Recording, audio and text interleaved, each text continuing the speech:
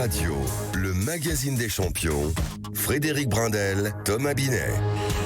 Bonsoir, c'est Champions du sport au business, une émission de vos samedis sportifs et rugbystiques sur Sud Radio. En cette semaine de demi-finale du top 14, nous accueillons l'homme aux 5 boucliers de Brennus, aux 5 tournois destination lancés dans l'entrepreneuriat, Sylvain Marconnet.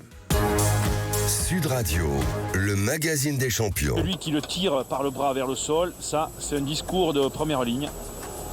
En tout cas, Marconnet est pénalisé et c'est l'occasion pour les Gallois de revenir. Michalak dans le fermé. Michalak qui promène Cooper, qui offre en soutien à Marconnet. Marconnet plaqué par Gareth Thomas, l'arrière du pays de Galles. Et voilà qui couvre ce bouclier de Brennus. Et voilà les vainqueurs. Ils sont là, les joueurs du Stade français. Sylvain Marconnet, Jérémy Foissac, Arthur Gomez, Sylvain Genet, Darren George, Pierre Rabadan, Fabrice Landreau et Justin Ring. Ils ont remporté le titre. C'est la 8e victoire consécutive de l'équipe de France, record égalé. C'est la victoire dans le tournoi et c'est surtout le premier Super Chelem réussi par une équipe depuis que le tournoi Destination existe. Eh oui, c'est ce qu'on appelle avoir un immense palmarès. Bonsoir Sylvain Marconnet. Bonsoir, ravi d'entendre tous ces mots et puis surtout notre cher et tendre Salviac, ça faisait très longtemps Pierre. que je ne l'avais pas entendu. Ça ne nous rajeunit pas tout ça. Hein. Non, mais la voix, elle est toujours magique. Et puis, de trouver comme ça par-ci par-là celui qui fait le travail de l'ombre, le pilier, notre Sylvain Marconnet, et d'entendre les mots, parce que c'est vrai, vous étiez de toutes ces fêtes. Voici en tout cas donc quelques cartes postales d'un palmarès de première ligne de rugby, à savoir très large. Ça tombe bien, vous incarnez les deux. Et depuis, vous êtes entré en mêlée comme entrepreneur. Lui, tel un numéro 9, introduit le ballon sur ce terrain, notre expert entrepreneurial. Bonsoir Thomas Binet. Bonsoir Frédéric, bonsoir Sylvain et bonsoir à toutes et à tous. Vous êtes impressionné par le palmarès, vous entrez dans la mêlée là. Moi je suis numéro 9, je suis le Jacques Fourou de l'émission, vous savez bien. Oui, je lui fais la passe décisive Sylvain parce qu'il ne connaît que Jacques Fourou. Oui, dans le même temps, c'est pas une référence. Pierre Barbizier, Jérôme Gallion, tout ça, Aussi. Bon, c'est pas la même génération. 3 grands chelems avec l'équipe de France, les 5 top 14 avec le Stade français. Nous vous attendions dans cette émission depuis le passage de votre désormais coéquipier dans le business, Julien Reynaud. Sylvain Marconnet, vous êtes notre champion du sport au business. Sylvain, c'est le relais, le premier rendez-vous de l'émission, une série de questions sur le lien entre votre carrière de sportif et votre parcours entrepreneurial. D'abord, 17 années d'une carrière magnifique de rugbyman, puis un parcours professionnel dans le marketing sportif sur une bonne décennie. Pour votre 3e étape, vous privilégierez le contact physique ou l'introspection comportementale ? Oh, plutôt l'introspection, hein. Vous l'aurez bien compris. On rentre dans la tête de son adversaire, souvent on dit en sport. Il y a ce rapport avec celui avec qui on échange dans le business aussi. Hein. Oui, pour toujours avoir un coup d'avance, c'est nécessaire d'essayer d'anticiper certaines réactions, certaines choses, c'est tout à chacun.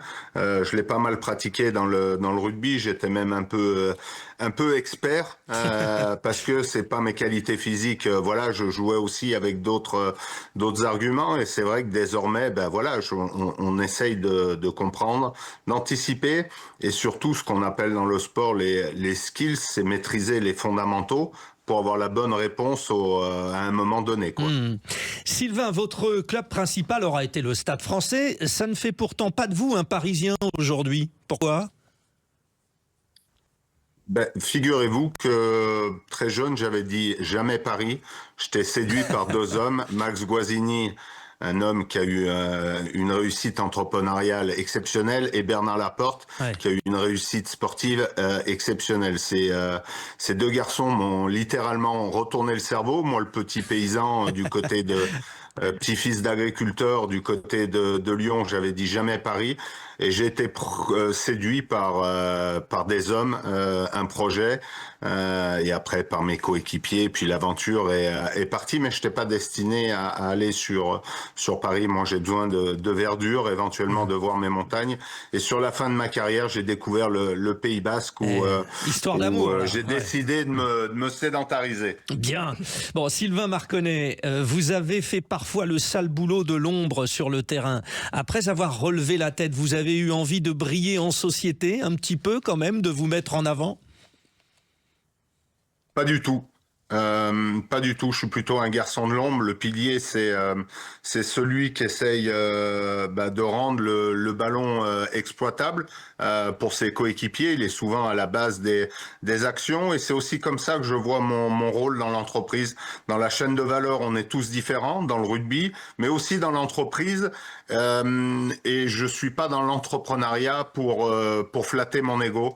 Je suis plus là pour faire briller les gens avec qui je collabore, avec mes coéquipiers, plutôt que de prendre la lumière. Bon, c'est ce qu'on appelle un savoureux moment dans ce relais, n'est-ce pas Thomas Binet? Parce que les réponses sont évocatrices. Sylvain Marconnet, place à votre activité entrepreneuriale dans l'immobilier au Pays Basque. Vous relevez le défi proposé par l'ancien 3e ligne albigeois Julien Reynaud. Notre expert entrepreneurial vous attend entre les poteaux pour la transformation de l'essai. Thomas Binet.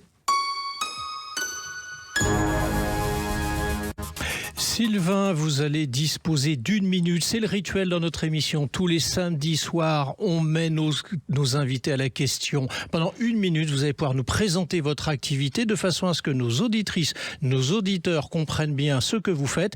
Et ensuite, on passera effectivement au challenge. À vous, c'est parti. Top, on y va. Bonsoir à tous, Sylvain Marconnet, je suis gérant de 2 agences immobilières sur la transaction et la gestion locative.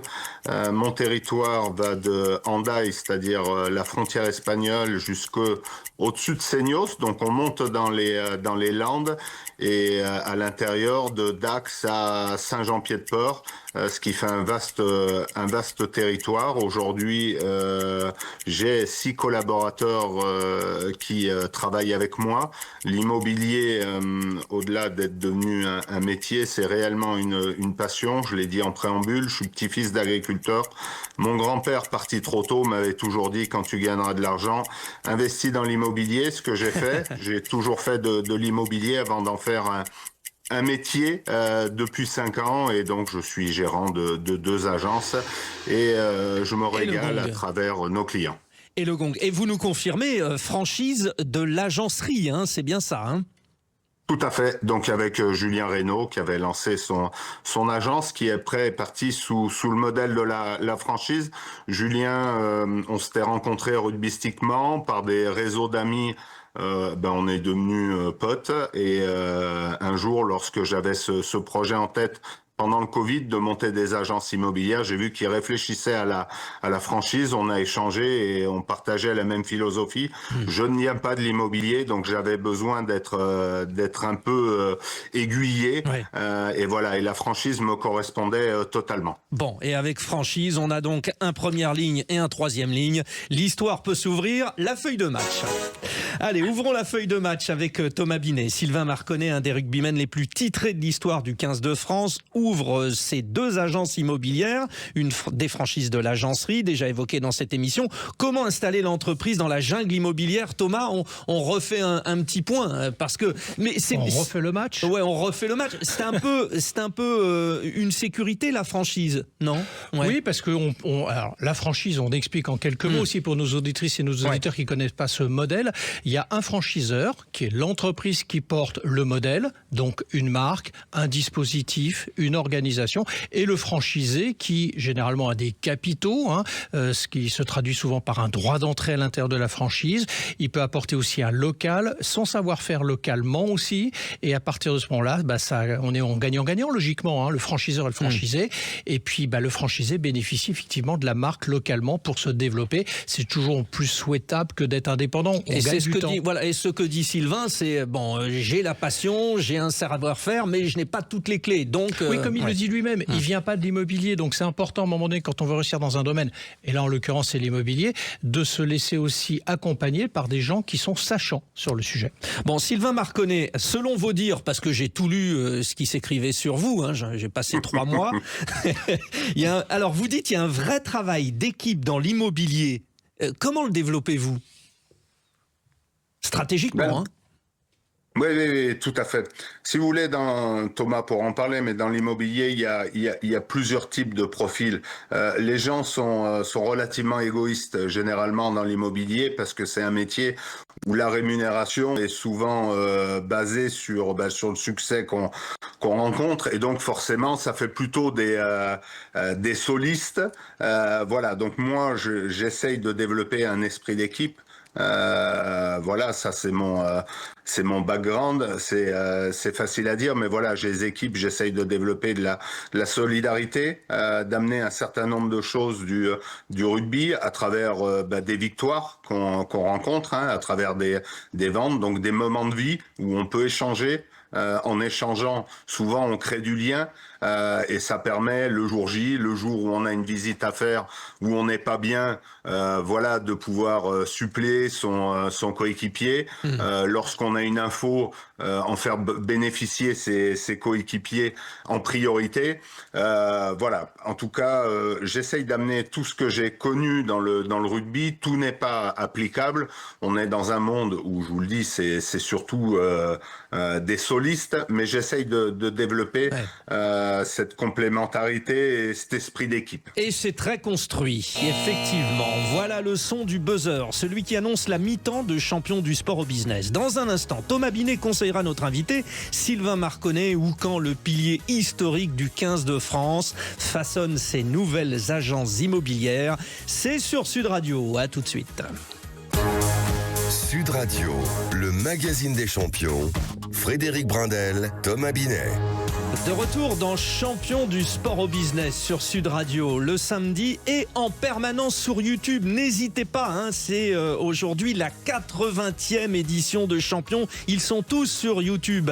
Sylvain Marconnet, pilier historique du 15 de France et du Stade français, vient d'entamer une étape professionnelle en tant que chef d'entreprise. Notre expert entrepreneurial décortique son œuvre, Thomas Binet. Oui, Sylvain Marconnet donc est à la tête de 2 franchises du réseau L'Agencerie, donc à Anglet et Cap-Breton, et il essaye de développer justement ces franchises. Alors sachant qu'il est sur différents métiers de l'immobilier, mais là on va s'intéresser ce soir, sur la partie achat-vente, c'est-à-dire la transaction, et donc comment communiquer ces différents produits, comment aller chercher de nouveaux acheteurs, et principalement d'ailleurs s'y intéresser en dehors de sa zone de chalandise, c'est-à-dire sa zone de proximité. Comment on va trouver des acquéreurs ailleurs? Ça va être notre question. Sylvain Marconnet, nous faisions des petits clins d'œil tout à l'heure entre la notion de coût intellectuel, physique. Bon, vous étiez pilier évidemment, mais est-ce que vous prenez autant de coûts dans l'immobilier qu'à l'époque emmêlés finalement, mais pas les mêmes types de coûts, on est bien d'accord? Non, c'est pas du tout les mêmes types de coups. Ce que j'aimais moi dans le sport et dans le rugby, c'était les défaites. Je trouve qu'on apprend. J'aime bien la citation de Mandela. Je l'ai pas complètement, mais je ne perds pas, j'apprends. J'ai toujours pris comme ça les défaites. Et dans l'immobilier, des fois, on passe à côté de ventes pour des choses qui nous échappent. Et j'aime bien analyser tout ça. Donc, j'assimile ça à des coûts qui permettent de se remettre en question. Je m'estime très humble dans mes approches. Je l'ai été dans le sport, et je fais preuve d'une grande humilité dans l'immobilier, qui n'était pas mon métier. J'y suis depuis 5 ans, je connais pas tous les codes. Il m'arrive de passer à côté, mais j'aime surtout analyser le pourquoi. Accepter les coûts, c'est déjà avoir moins mal quelque part. Bon, le coach tout de suite.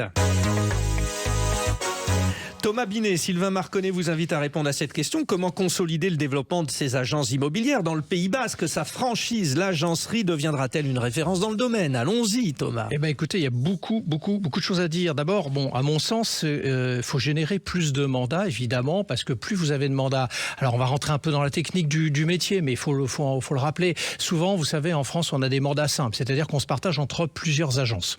Et donc, dans certains cas de figure, quand vous n'avez pas l'exclusivité de votre mandat, ça laisse s'entendre que quelqu'un d'autre peut le vendre à votre place. Ah ouais, c'est la foire d'empoigne. Hein. C'est un peu la foire d'empoigne. Et dans certains cas, vous avez le mandat et l'agence d'en face a le client. C'est ce qu'on appelle quelquefois l'intercabinet, si vous voulez. Chacun amène une partie de la situation. Alors, moi, mon sentiment, c'est qu'il est dans un réseau, mais il a une partie, évidemment, de la communication qui dépend de la tête de pont, c'est-à-dire du franchiseur, on en parlait tout à l'heure. Mais qui est passé par champion du sport au business, hein, c'était l'édition 66, donc Julien Reynaud. Mais là aussi, le projet est nouveau, c'est-à-dire qu'ils y vont. Alors attention, les rugbymen se mobilisent, là, ils y vont, mais c'est pas comme certains de leurs concurrents qui existent depuis des milliers d'années. Enfin, pour pas dire pour certains depuis une soixantaine d'années. Oui, hein. voilà. Je vais pas les citer, je vais pas leur faire de la publicité.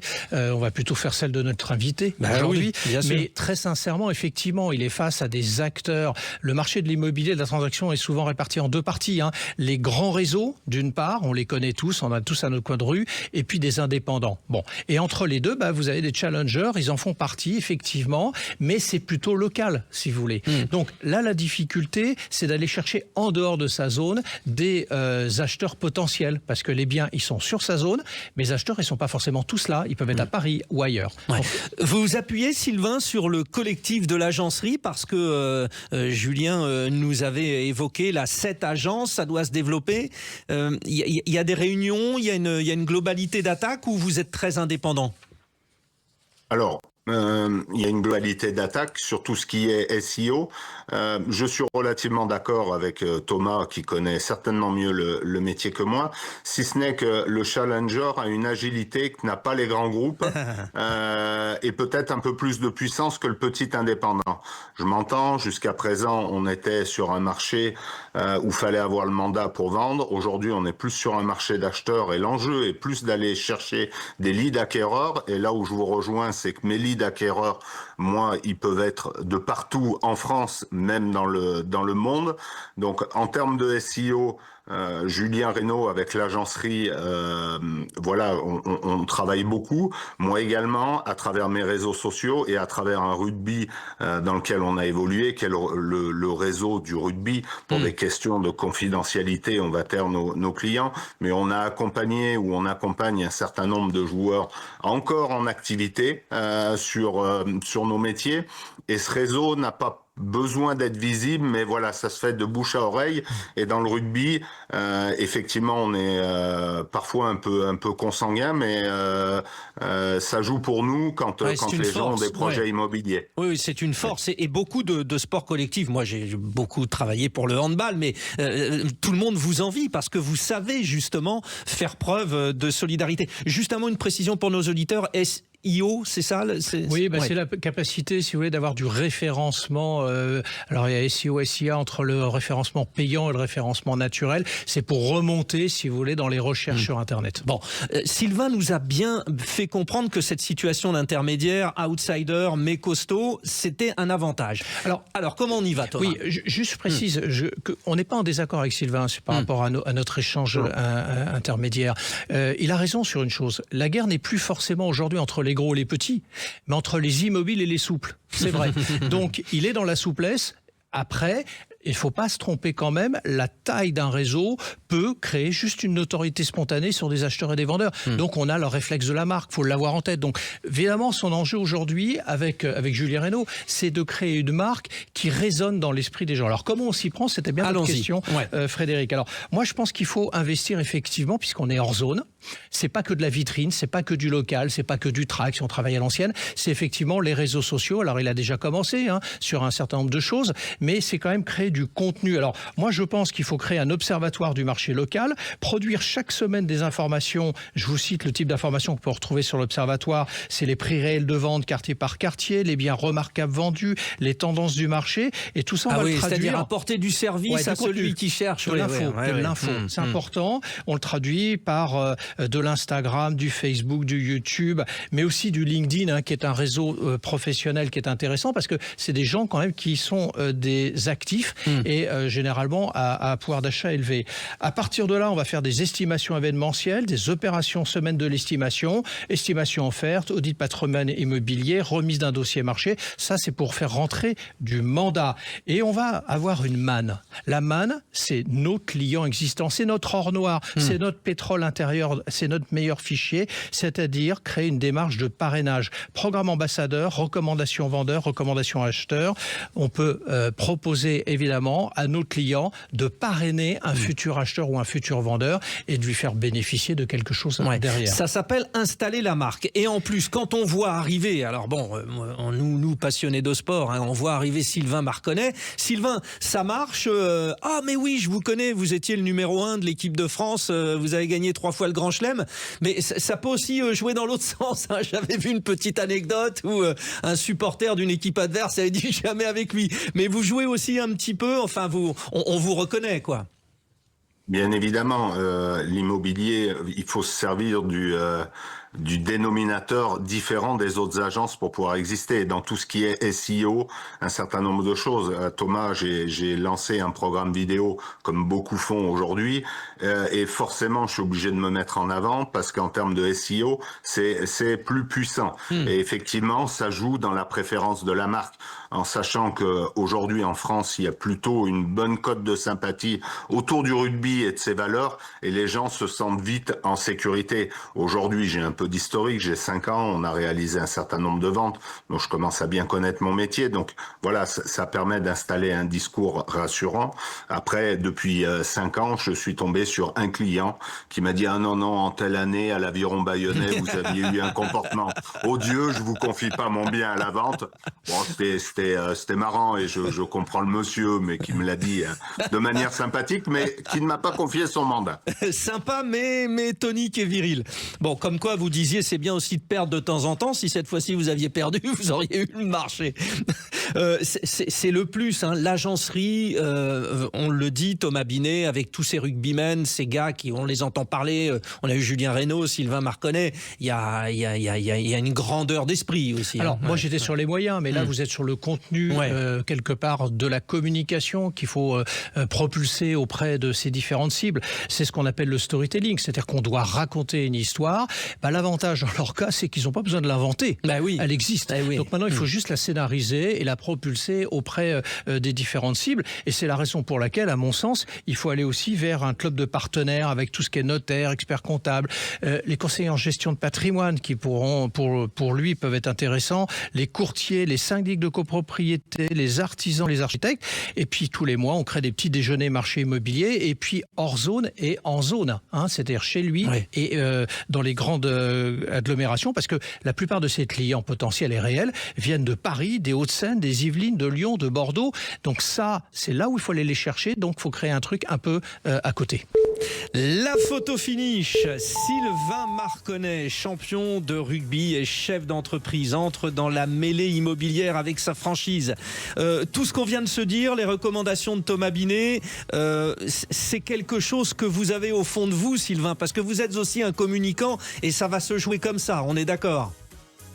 Non, mais je partage totalement les recommandations de Thomas, si ce n'est sur un point, plutôt que les petits-déj, dans le rugby, on aime bien les after-work. J'ai pas eu le temps de proposer les apéros Zoom pour ceux qui étaient loin. C'est tellement bien vu. Merci beaucoup, Sylvain Marconnet. La France entière se souvient de vos grands chelems, de vos boucliers de Brennus. Peut-être ces beaux trophées décoreront-ils vos agenceries basques, d'ailleurs. Ça peut être aussi un beau rendez-vous. Thomas Binet, merci. Rendez-vous la semaine prochaine. Avec grand plaisir. Ça sera la dernière de la saison, émission spéciale, mais notre dernier grand invité sportif de la saison, c'était Sylvain Marconnet. Merci Sylvain. Avec plaisir, au plaisir. Et un grand merci à toute l'équipe de champions du sport au business, Elvin de Fazio, Quentin Cabanis, Anthony Urvois. Tout de suite, Anthony Martin-Smith, faut que ça change.